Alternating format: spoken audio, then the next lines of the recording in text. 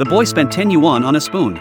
But the old woman shared a secret with him. She said that by eating 3 meals at a rich family's home, he could steal the parents of the wealthy. Coincidentally, he was heading to deliver homework to his rich classmate today. What he didn't expect was that the entire gathering was filled with classmates. The wealthy Jack didn't even let him speak, instead pulling out 200 yuan to send him away. This left Carl feeling utterly ashamed. Fortunately, his wealthy classmate Alan stepped in to save the day. "Hold on," he said. "Since you're here, you're our guest. Stay for dinner before leaving." And so Carl ate his first meal at the wealthy family's home. The lavish spread instantly opened his eyes. But Jack wasn't done with him. While distributing cutlery, he suddenly stopped the servant, claiming Carl wasn't accustomed to utensils, and that eating with his hands would be more appropriate. Carl didn't argue. Instead, he pulled out the spoon he'd just bought. Yet after taking just 3 bites, the spoon suddenly burst into golden light. This reminded Carl of the old lady's words. Everything she'd said was true. To earn the chance to dine at the wealthy family's home, he proactively approached Alan, offering to write his development project report. To express his gratitude to Carl, Alan not only treated him to a lavish meal, but also paid him a hefty fee. Through this act of ghostwriting,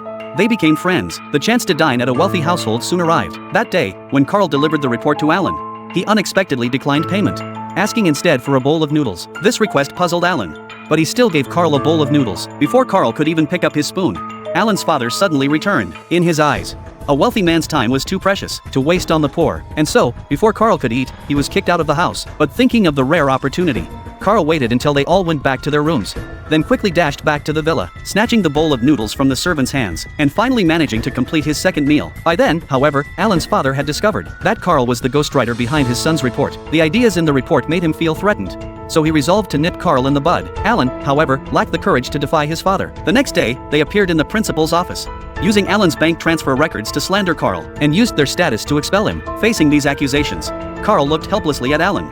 But Alan dared not speak against his father. Ultimately, the school imposed expulsion on Carl. Yet Carl would never tolerate such unjust accusation. That very night, he stormed into the wealthy family's home, approached Alan's father, and begged to be allowed to eat a meal there. This request struck the wealthy man as absurd. To barge in merely for a meal, and justify it by completely distancing himself from his son?